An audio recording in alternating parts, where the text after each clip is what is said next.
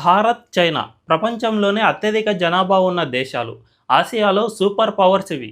ఆర్థికాభివృద్ధి విషయంలో మన దేశం కంటే చైనా ఎంతో ముందుంది. అయితే భారత్ కూడా అంతే వేగంగా ముందుకెళ్తుంది. రానున్న రోజుల్లో మూడో అతిపెద్ద ఆర్థిక వ్యవస్థగా భారత్ ఎదగనుంది. ప్రపంచంలో అత్యధిక జనాభా ఉన్న భారత్, చైనాలు సూపర్ పవర్లుగా ప్రపంచాన్ని శాసించడంలో ఓ అరుదైన ఖనిజం కీలక పాత్ర పోషించనుంది. అదే భవిష్యత్తు పరమాణు ఇంధనంగా భావించే థోరియం. ఈ రేడియో యాక్టివ్ మెటల్ భవిష్యత్తులో వేలాది ఏళ్ల పాటు భారత్, చైనాల విద్యుత్, ఇంధన అవసరాలను తీర్చనుంది. దీనికి సంబంధించిన ఆసక్తికర విశేషాలు ఇప్పుడు చూద్దాం.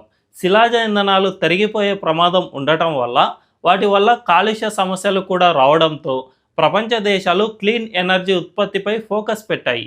సోలార్ ఎనర్జీ, విండ్ ఎనర్జీతో పాటు న్యూక్లియర్ ఎనర్జీ వాడకం కూడా పెరుగుతోంది. న్యూక్లియర్ ఎనర్జీపై చాలా అంచనాలే ఉన్నాయి. అయితే ఈ న్యూక్లియర్ ఎనర్జీ వాడకానికి యురేనియం చాలా కీలకం. ప్రపంచవ్యాప్తంగా యురేనియం నిల్వలు పరిమితంగా ఉండటం, ప్రమాదకర అణు వ్యర్థాలు విడుదలయ్యే అవకాశం ఉండడంతో ఇది ప్రతికూల అంశంగా మారింది. దీంతో యురేనియం బదులు థోరియం మెటల్ను ఉపయోగించి క్లీన్ ఎనర్జీ తయారు చేయడం వైపు ప్రపంచాలు ప్రయత్నిస్తూ ఉన్నాయి. ప్రపంచంలో అత్యధిక థోరియం నిల్వలు ఉన్న దేశం ఇండియా. ఆ తర్వాతి స్థానంలో బ్రెజిల్, ఆస్ట్రేలియా, చైనాలు ఉన్నాయి. భారత్లో 1.07 మిలియన్ టన్నుల థోరియం నిల్వలు ఉన్నాయి. ఈ నిల్వలు ఎక్కువగా కేరళ, తమిళనాడు, ఒడిశా, ఏపీ రాష్ట్రాల తీర ప్రాంతాల్లో ఉన్నాయి. జార్ఖండ్, పశ్చిమ బెంగాల్లోనూ కొద్దిపాటి మొత్తంలో ఈ నిల్వలు ఉన్నాయి. ఇటీవల చైనాలో భారీ స్థాయిలో 1 మిలియన్ టన్నుల థోరియం నిల్వలను కనుక్కున్నారు.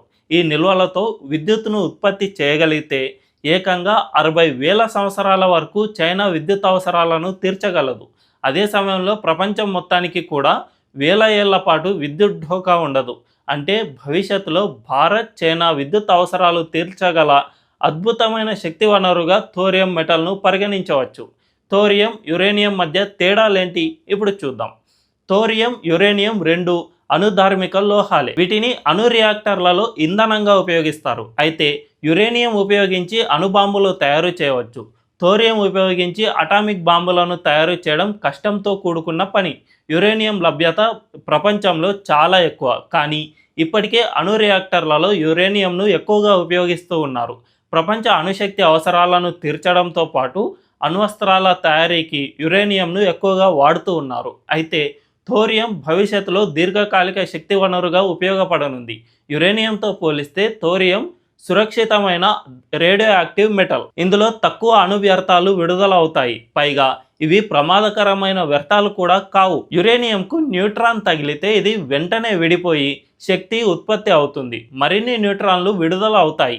ఆ తర్వాత కొత్త న్యూట్రాన్లు ఇతర U-235 అణువులను తగలడం వల్ల చైన్ రియాక్షన్ జరుగుతుంది. అదే థోరియం విషయానికి వస్తే అలా తక్షణ చైన్ రియాక్షన్ జరగదు. థోరియంకి న్యూట్రాన్ తగిలితే మొదటగా U-233 ఎలిమెంట్ విడుదల అవుతుంది. ఆ తర్వాత చైన్ రియాక్షన్ ఏర్పడుతుంది. అయితే ఈ థోరియం చైనా అండ్ భారత్కు ఎలా అడ్వాంటేజ్గా మారనుంది ఇప్పుడు చూద్దాం. ఇప్పటికే సోలార్, విండ్ ఎనర్జీ అంటూ క్లీన్ ఎనర్జీ విషయంలో అగ్రెసివ్గా ముందుకు దూసుకెళ్తోంది చైనా. ఇప్పుడు థోరియం విషయంలో కూడా అదేవిధంగా ముందుకు వెళ్తోంది.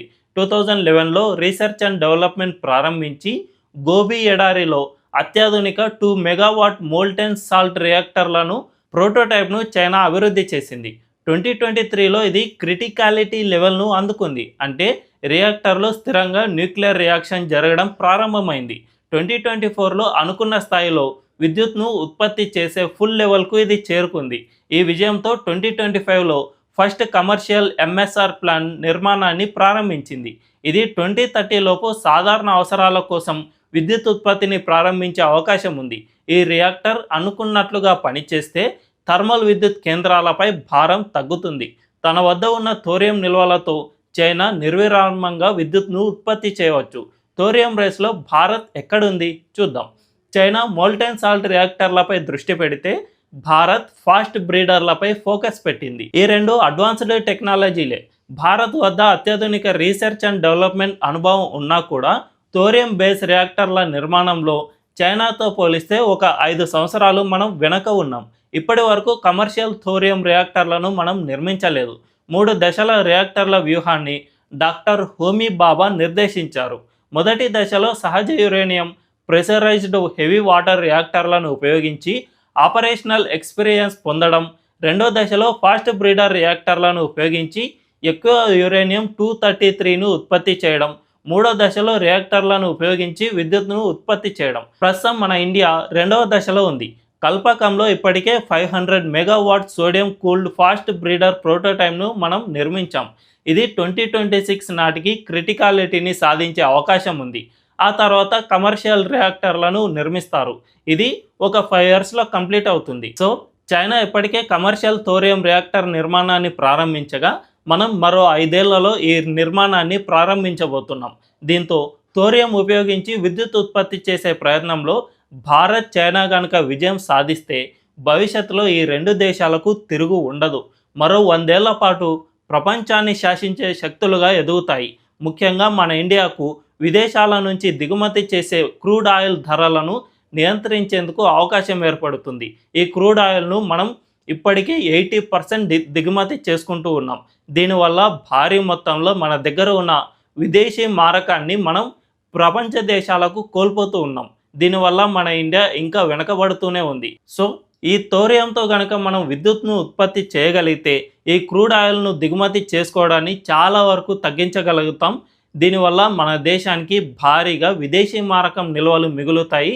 తద్వారా మన ఆర్థిక పరిస్థితి మరింత మెరుగవుతుంది. ఈ వీడియో కనుక మీకు నచ్చినట్లయితే ఖచ్చితంగా మా ఛానల్ను సబ్స్క్రైబ్ చేసుకోండి అండ్ బెల్ ఐకాన్ క్లిక్ చేయడం అస్సలు మర్చిపోవద్దు. Thank you.